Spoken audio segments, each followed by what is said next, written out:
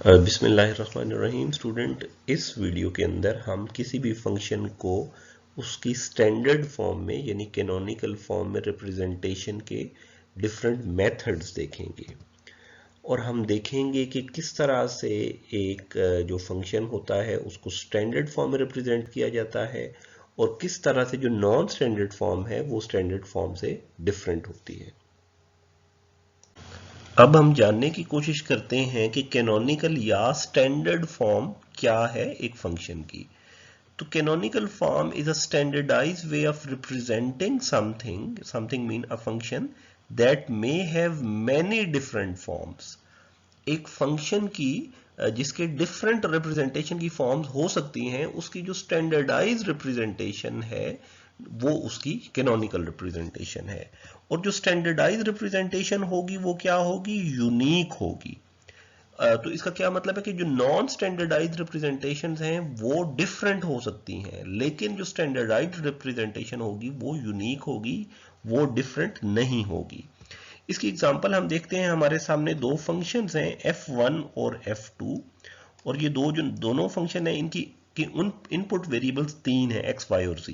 तो बजाहिर ये दो डिफरेंट फंक्शन नजर आ रहे हैं, लेकिन जब हम इनको स्टैंडर्डाइज्ड फॉर्म में यानी कैनोनिकल फॉर्म के अंदर रिप्रेजेंट करेंगे तो हमें पता चलेगा कि ये जो दोनों फंक्शन है f1 और f2 ये डिफरेंट नहीं है बल्कि एक जैसे हैं।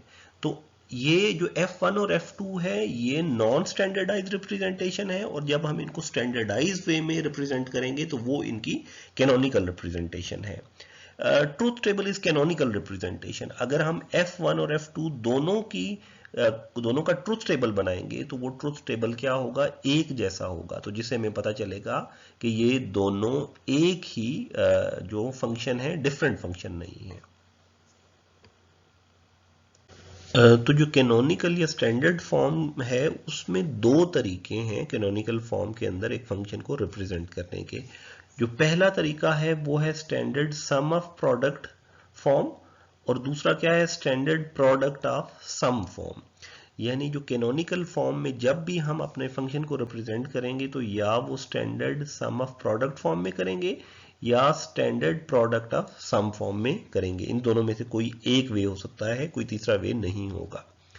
और any algebraic expression can be converted to a canonical form. अगर आपके पास एक अलजेब्रिक एक्सप्रेशन है जो स्टैंडर्ड फॉर्म में यानी कैनोनिकल फॉर्म में नहीं है, तो हम जो हमारे रूल्स हैं डिफरेंट, जो आपके बुलियन अलजेब्रा के रूल्स हैं, हम उनको यूज करते हुए क्या कर सकते हैं? उस नॉन स्टैंडर्ड फॉर्म को स्टैंडर्ड फॉर्म के अंदर कन्वर्ट कर सकते हैं। तो अब हम जरा देखते हैं कि जो कैनोनिकल फॉर्म की पहली रिप्रेजेंटेशन का वे है वो क्या है। तो ये क्या है? स्टैंडर्ड सम ऑफ प्रोडक्ट या SSOP। ये पहली रिप्रेजेंटेशन की वे है। और इसमें क्या होता है? इसमें होता है the function is expressed as sum of product terms. हम फंक्शन को कैसे रिप्रेजेंट करते हैं? डिफरेंट प्रोडक्ट टर्म्स हैं उनको हम सम कर रहे होते हैं, और ये एक किसी कंडीशन है। और दूसरी कंडीशन क्या है कि representation of each variable of function must be there in each product term. जितनी भी प्रोडक्ट टर्म्स फंक्शन के अंदर अपीयर हो रही हैं, हर जो प्रोडक्ट टर्म है उसके अंदर तमाम इनपुट वेरिएबल्स मौजूद होने चाहिए, चाहे वो नॉर्मल फॉर्म में हो या कॉम्प्लीमेंट फॉर्म में, हर वेरिएबल का मौजूद होना जरूरी है। तो अगर ये दोनों कंडीशंस होंगी तो फिर वो क्या होगा? वो स्टैंडर्ड सम ऑफ प्रोडक्ट होगा। एग्जांपल देखते हैं। ये हमारे पास एक फंक्शन है जो तीन इनपुट के ऊपर डिपेंड कर रहा है, और अगर आप देखें तो ये सम ऑफ प्रोडक्ट टर्म है। क्यों? ये एक प्रोडक्ट टर्म है, ये एक प्रोडक्ट टर्म है, ये एक प्रोडक्ट टर्म है, और ये फिर क्या हो रहे हैं? आपस में सम भी हो रहे हैं। लेकिन क्या ये स्टैंडर्ड एसओपी है या नहीं है? स्टैंडर्ड एसओपी इसलिए नहीं है कि ये जो दो लास्ट टर्म्स हैं इसके अंदर एक एक वेरिएबल शामिल नहीं है, मौजूद नहीं है। ये जो ये टर्म है इसके अंदर y मौजूद नहीं है और इसके अंदर z मौजूद नहीं है। तो इसका क्या मतलब है कि पहली जो कंडीशन है वो तो जो है फुलफिल हो रही है कि ये क्या है? सम ऑफ प्रोडक्ट टर्म है, लेकिन जो दूसरी कंडीशन है वो फुलफिल नहीं हो रही, तो इसलिए ये स्टैंडर्ड एसओपी नहीं है। अब एक और फंक्शन हम देखते हैं जिसके 3 टर्म्स हैं, ये प्रोडक्ट टर्म है, ये भी प्रोडक्ट टर्म है और ये प्रोडक्ट टर्म है। तो ये स्टैंडर्ड एसओपी है। क्यों? इसलिए कि जितनी भी प्रोडक्ट टर्म्स हैं उसके अंदर तमाम वेरिएबल्स मौजूद हैं। तो first equation is SOP standard. SOP का मतलब है sum of product term, but not standard SOP, while the second expression is in SSOP यानी स्टैंडर्ड सम ऑफ प्रोडक्ट। ये स्टैंडर्ड सम ऑफ प्रोडक्ट है और ये स्टैंडर्ड सम ऑफ प्रोडक्ट नहीं है। जो कैनोनिकल फॉर्म में रिप्रेजेंटेशन की दूसरी टाइप है वो है स्टैंडर्ड प्रोडक्ट ऑफ सम या SPOS। तो ये बेसिकली क्या है, इसकी दो कंडीशंस हैं। The function is expressed as product of sum terms.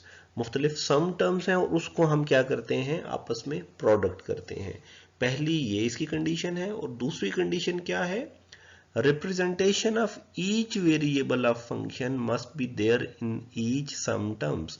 जितनी भी सम टर्म्स होंगी आपके फंक्शन के अंदर, उस सम टर्म्स के अंदर तमाम इनपुट वेरिएबल्स चाहे नॉर्मल फॉर्म में हो या चाहे कॉम्प्लीमेंट फॉर्म के अंदर वो जरूर मौजूद होने चाहिए। अगर ये दोनों कंडीशंस क्या होंगी, ट्रू होंगी, तो फिर वो आपकी क्या होगी, स्टैंडर्ड पीओएस रिप्रेजेंटेशन होगी। एक एग्जांपल हम देखते हैं। ये आप देखें कि हमारे पास एक फंक्शन है जो कि 3 इनपुट वेरिएबल्स के ऊपर डिपेंड कर रहा है। इसके अंदर एक सम टर्म ये है और एक सम टर्म ये है और आपस में ये क्या हो रहा है, प्रोडक्ट हो रहा है। तो ये प्रोडक्ट ऑफ सम टर्म तो है, लेकिन अब हम जानेंगे, देखेंगे कि क्या ये स्टैंडर्ड प्रोडक्ट ऑफ सम है या नहीं है। तो पहली कंडीशन ट्रू है, लेकिन जो दूसरी कंडीशन है वो पहली टर्म के ऊपर तो एप्लीकेबल है, तीनों जो इनपुट वेरिएबल्स हैं वो शामिल हैं, लेकिन जो दूसरी टर्म है सम टर्म, उसके अंदर सिर्फ 2 वेरिएबल्स हैं, तीसरा वेरिएबल नहीं है। तो इसका क्या मतलब है, ये स्टैंडर्ड पीओएस नहीं है। इसके बजाय जो दूसरा हमारा फंक्शन है उसमें अगर हम देखें, हमारे पास 3 सम टर्म्स हैं और जो तीनों सम टर्म्स हैं उनके अंदर तमाम वेरिएबल्स मौजूद हैं। तो इसका क्या मतलब है, ये स्टैंडर्ड पीओएस है। तो हम कंक्लूजन क्या है, द फर्स्ट इक्वेशन, ये वाली equation is in POS form, product of sum form में है, but not in standard POS form, while the second expression, जो ये सेकंड एक्सप्रेशन है, ये हमारा एसपीओएस यानी स्टैंडर्ड पीओएस फॉर्म में है। तो जो हमारा कैनोनिकल फंक्शन है या स्टैंडर्ड फंक्शन है, वो हम 2 तरह से उसको जो है वो राइट डाउन करते हैं। जो पहली रिप्रेजेंटेशन है that is with the help of min terms. तो मिन टर्म्स क्या हैं, these are the standard product terms. जो स्टैंडर्ड प्रोडक्ट टर्म्स का मतलब क्या है, एक ऐसी प्रोडक्ट टर्म जिसके अंदर तमाम इनपुट वेरिएबल शामिल हों। तो जिन प्रोडक्ट टर्म्स के ऊपर हमारा फंक्शन हाई होता है यानी आउटपुट 1 देता है, हम उन तमाम प्रोडक्ट टर्म्स को सम कर लेते हैं, तो हम अपना फंक्शन राइट डाउन कर लेते हैं। यानी मैं आपको दोबारा बताता हूं कि अगर हमारा एक फंक्शन है और वो डिफरेंट मिन टर्म्स के ऊपर आउटपुट हाई दे रहा है, तो हम उन तमाम मिन टर्म्स को आपस में सम कर देंगे, तो हमारा आउटपुट फंक्शन राइट हो जाएगा। तो ये एक तरीका है। और दूसरा जो तरीकाकार है वो है यूजिंग मैक्स टर्म्स। तो मैक्स टर्म क्या है, ये स्टैंडर्ड सम टर्म्स हैं। स्टैंडर्ड सम टर्म्स का मतलब है कि ऐसी सम टर्म्स जिसके अंदर तमाम इनपुट वेरिएबल्स शामिल हों। तो हम एक फंक्शन को यूजिंग मैक्स टर्म्स कैसे रिप्रेजेंट करते हैं, हम देखते हैं कि जिस जगह यानी हमारा ट्रुथ टेबल के अंदर जिन इनपुट वेरिएबल्स के अगेंस्ट जो आउटपुट है वो आउटपुट 0 आ रही होती है, तो हम क्या करते हैं, उसमें तमाम जो इनपुट वेरिएबल्स हैं उनकी सम टर्म्स लेते हैं और उनको आपस में क्या कर देते हैं, एंड कर देते हैं, उन सम टर्म्स को आपस में मल्टीप्लाई कर देते हैं। तो इस तरह हमारा फंक्शन रिप्रेजेंट हो जाता है यूजिंग मैक्स टर्म। अब हम जरा देखते हैं, एक दफा दोबारा रिवाइज करते हैं मिन टर्म का कॉन्सेप्ट। तो मिन टर्म्स जो है ना वो स्टैंडर्ड प्रोडक्ट टर्म्स हैं। हम सपोज करते हैं कि हमारे पास 3 इनपुट वेरिएबल्स हैं एक्स, वाई और z, तो जो टोटल इनपुट कॉम्बिनेशंस बनेंगे ना वो 8 बनेंगे और उसकी जो स्टैंडर्ड प्रोडक्ट टर्म्स बनेगी वो क्या बनेगी, वो भी 8 ही बनेगी। और वो कैसे बनेगी, अगर इनपुट 0 0 0 है तो इसका क्या मतलब है, तीनों इनपुट्स जो है ना x बार y बार z बार ये 0 0 है और इसको हम मिन टर्म 0 कहेंगे। इसी तरह से हमारा जब जब इनपुट कॉम्बिनेशन 1 1 1 है तो इसका क्या मतलब है कि x y और z तीनों की वैल्यू क्या है, 1 1 1 है। और इस मिन टर्म को हम क्या कहेंगे, m7 कहेंगे। तो जो मिन टर्म्स हैं वो हमारी स्टैंडर्ड प्रोडक्ट टर्म्स हैं और हम इन्हीं की मदद से अपने फंक्शंस को डिफाइन करते हैं, जो हम नेक्स्ट स्लाइड्स में देखेंगे। अब हम देखते हैं कि एक फंक्शन को हम यूजिंग मिन टर्म्स कैसे रिप्रेजेंट करते हैं। तो हमने दो फंक्शन यहाँ पे राइट डाउन किए हुए हैं। पहले हम फंक्शन f1 को देखते हैं। तो जो हमारा फंक्शन f1 है वो मिन टर्म 1 के ऊपर, यानी जब इनपुट 0 0 1 थी तब वो हाई है। इसी तरह मिन टर्म 4 के ऊपर और मिन टर्म 7 के ऊपर क्या है, वो हाई है। तो अब हम फंक्शन कैसे डिफाइन करेंगे, function 1 is equal to min term 1 plus min term 4 plus min term 7। हमने जो तीनों मेन टर्म्स हैं, यानी जो मेन टर्म्स क्या है, प्रोडक्ट टर्म्स, उनको आपस में क्या कर दिया है, उनको हमने आपस में सम कर दिया है, तो हमारा फंक्शन डिफाइन हो गया है। हम इसको ऐसे भी लिख सकते हैं, मिन टर्म 1 प्लस मिन टर्म 4 और प्लस मिन टर्म 7। और हम इसको इस तरह से भी लिख सकते हैं, समेशन और ब्रैकेट के अंदर 1 कामा 4 कामा 7। इसका क्या मतलब है कि ये फंक्शन जो मिन टर्म 1 है 4 और 7 को सम करके बनाया जा सकता है। इसी तरह जो सेकंड फंक्शन है f2, अगर आप देखें तो ये मिन टर्म 3 के ऊपर, मिन टर्म 5 के ऊपर, 6 और 7 के ऊपर क्या है, वो हाई है। तो हमने इस फंक्शंस को उन्हीं मिन टर्म्स के सम के तौर पर लिख दिया है। और फिर हम लिख सकते हैं इसको मजीद m3 plus m5 plus m6 और m7, और फाइनली हम समेशन की फॉर्म में भी ये फंक्शन रिप्रेजेंट कर सकते हैं। तो कोई भी जो फंक्शन होगा, अगर हम उसको स्टैंडर्ड सम ऑफ प्रोडक्ट में लिखना चाहते हैं तो हम उसको मिन टर्म्स के अंदर रिप्रेजेंट कर सकते हैं और फाइनली हम समेशन की फॉर्म में भी उसको राइट डाउन कर सकते हैं।